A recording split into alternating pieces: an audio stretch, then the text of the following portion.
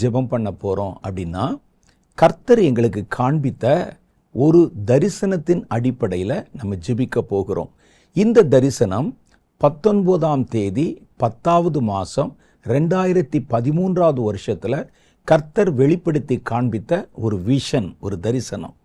இந்த தரிசனத்தினுடைய பொருள் என்ன சொல்லுகிறதுனா, சபைகளை காத்து கொள்ளுங்கள். சபைகளை கர்த்தர் இந்த கடைசி நாட்கள் எடுத்து பயன்படுத்த போகிறார். ஒரு பெரிய எழுப்புதலுக்கு சபையை ஆயத்தப்படுத்த கர்த்தர் விரும்புகிறார். ஆனால் அதே நேரத்தில் சத்ரு சும்மா இருப்பானா? அவன் இந்த சபைகளை கொண்டுதானே கர்த்தர் ஒரு எழுப்புதலை கொண்டு வர போகிறார் என்று அறிந்து இந்த சபைகளுக்குள்ளே பல குழப்பங்களை கொண்டு வருவான். 2013வது வருஷம், அப்போ பாருங்க, 7, 3, 10, 11 வருடங்களுக்கு முன்னால் கர்த்தர் இந்த காரியத்தை குறித்து எச்சரித்து பேசியிருக்கிறார்.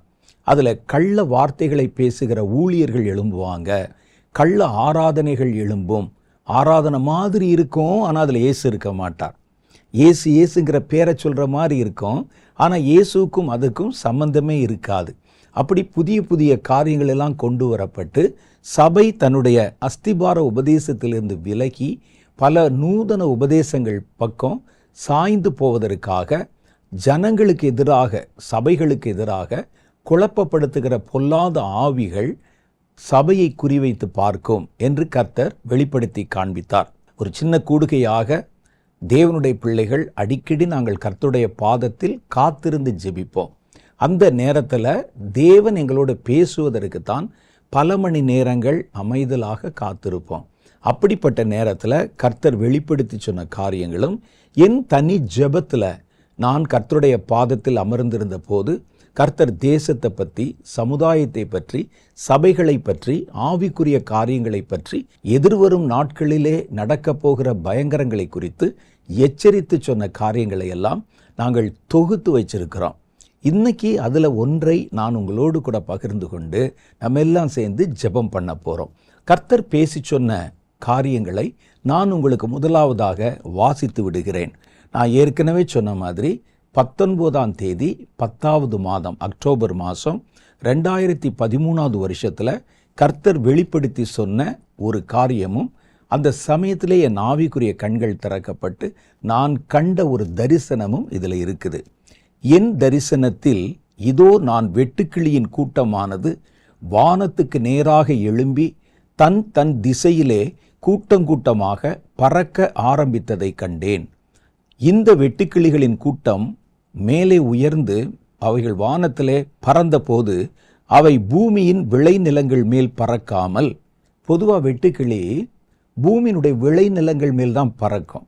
பச்சையாக இருக்க புல் பூண்டுகள், விளைச்சல்கள், மரங்கள், அதை குறி வச்சு தான் அது பறக்கும்.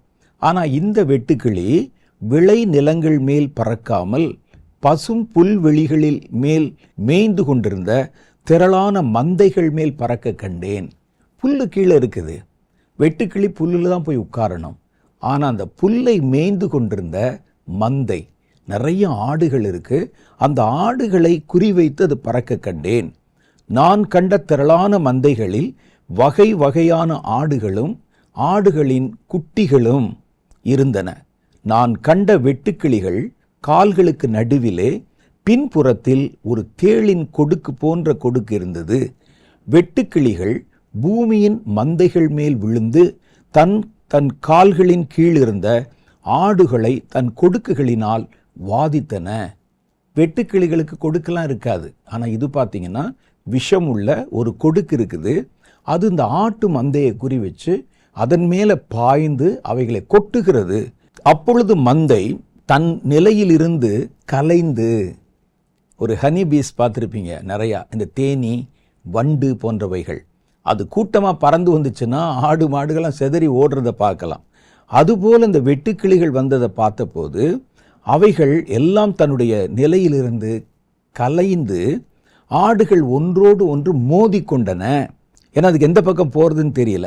சில ஆடுகள் புத்தி பேதலித்ததை போல, ஒரு மென்டலான மாதிரி, பைத்தியம் பிடித்ததை போல தங்களுக்கு இஷ்டமான திசைகளில் இலக்கில்லாமல் துள்ளி கொண்டு ஓடின. வெட்டுக்கிளிகளின் கொடுக்கினால் உண்டான விஷத்தினால் இந்த கறவல் ஆடுகளின் பால் விஷமாயிற்று.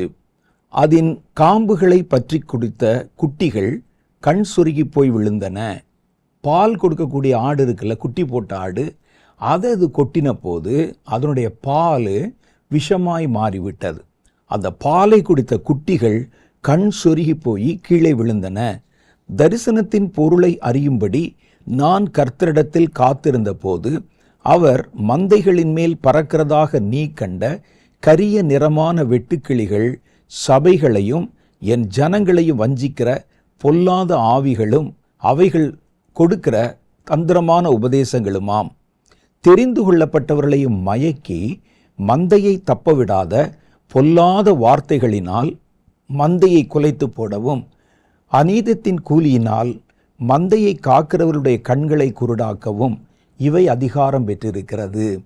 இது என்ன செய்யும்? கள்ள உபதேசங்களை கொண்டு வந்து சபைக்குள்ளே பரவ வைக்கிறதுனால சபையினுடைய நிலையை குலைப்பதோடு, கர்த்தரிடத்தில் அவர்கள் வைத்திருக்கிற அந்த அஸ்திபாரத்தை தகர்ப்பதோடு, மந்தையை காவல் செய்கிறாங்க பாருங்க, அவர்களை உலக ஆசையை தூண்டி பொருளாசையை அவர்களை நம்ப வைத்து அவருடைய கண்களை குருடாக்கவும் இவை அதிகாரம் பெற்றிருக்கிறது. அநீதத்தின் கூலி. அப்போ தப்பான வழியில் வருகிற லாபம், ஆதாயம், அதை மைண்ட் பண்ண சொல்லி அதை முக்கியத்துவப்படுத்தி மந்தையை காக்கிற சபை பாஸ்டர்கள், ஊழியர்கள் போன்றவர்களை திசை திருப்ப பண்ணி கண் சொருகி போக பண்ணும். அதற்கு அது அதிகாரம் பெற்றிருக்கிறது. பிதாவின் ஒரே பேரான குமாரனை பற்றும் விசுவாசத்தை இருதயங்களிலிருந்து விலக்கி போட்டு, அது கர்த்தருடைய பிள்ளைகளுடைய அஸ்திபாரம், உயிர் நாடியே ஒரே பேரான குமாரன் மேல் நம்ம வைக்கிற விசுவாசம்தான். அந்த விசுவாசத்தை கலைந்து போக பண்ணி வேறொரு விசுவாசத்துக்குள் ஜனங்களை திருப்ப அனுப்பப்பட்ட பொல்லாத ஆவிகள் இவைகள். இப்போ கர்த்தர் மேலே நம்ம வச்சிருக்கிற நம்பிக்கை மாற்றி வேற ஒன்றின் மேலே நம்முடைய நம்பிக்கை திருப்ப வைப்பதற்கு ஒரு நூதனமான கள்ள உபதேசம், அந்த கள்ள உபதேசத்தை கொண்டு வருவதற்கு அதிகாரம் பெற்ற ஆவிகள் இந்த ஆவிகள். இவைகள் பொருள் ஆசையின் மேல் பற்றாக இருந்து தங்களை உயர்த்தி கொள்ளவும் தங்களை விஸ்தாரமாக்கி கொள்ளவும் தீவிரிக்கிற மெய்ப்பர்களையும் தீர்க்கர்களையும் குறிவைக்கிறது. ஊழியத்தை வச்சுக்கிட்டு தங்களுக்கு செல்வத்தை சேர்க்கவும், தங்களுடைய எல்லைகளை விரிவாக்கி கொள்ளவும், தங்களுக்கு பொருளை சேர்க்கவும் யார் யாருடைய மனசில் ஆசை இருக்கோ அப்படிப்பட்ட மேய்ப்பர்களையும் தீர்க்கதரிசிகளையும் குறிவைத்து இந்த ஆவி கிரியை செய்ய போகுது. அவர்களை தங்கள் வசப்படுத்தி கொண்டு அவர்களை கொண்டு என் ஜனங்கள் நடுவில் திரளாக பாய்ந்து, இவங்களை முதல்ல தன்னுடைய கட்டுப்பாட்டில் வச்சு இவங்க மூலமாக தேவ ஜனங்கள் நடுவிலே அது உள்ளே பாய்ந்து என் சபையை பாழாக்க திட்டம் செய்யும். அதன் கொடுக்குகளிலே களியாட்டமும், அப்படின்னா என்டர்டெயின்மெண்ட், கொடுக்குகளிலே களியாட்டமும் காம விகாரமும் இருக்கிறது.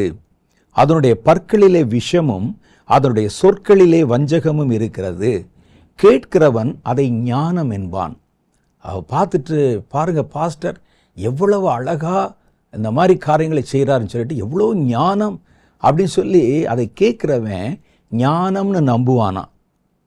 அதை பார்க்கிறவன் பரவசம் என்பான். ஓ, எவ்வளவு நல்லா இருக்குது, அப்படியே மயிர் கூச்சரிகிறது. பார்த்தீங்கன்னா அவர் பாட்டு, அவர் டான்ஸு, அவருடைய நடனம், அவங்க கொண்டு வர காரியங்கள், சொல்லுகிற உபதேசங்கள் அப்படியே பரவசம் உண்டாக்குகிறது என்பானாம். கவனம், இது கடைசி காலத்தில் சாத்தான் என் ஜனங்களை செயலற்று போக பண்ண வைத்திருக்கும் ஒரு தந்திரம் என்றார். அப்போ பாருங்க, 2013 கர்த்தர் வெளிப்படுத்தி சொன்ன அந்த நாட்களில் இருந்து ஏறத்தாழ 11 வருஷத்துக்கு பிறகு இன்னைக்கு நம்ம இந்த சபைகளுடைய நிலைமையை பார்த்தோம்னா, சபைகளுடைய மேய்ப்பர்களும் சரி, ஊழியர்களும் சரி,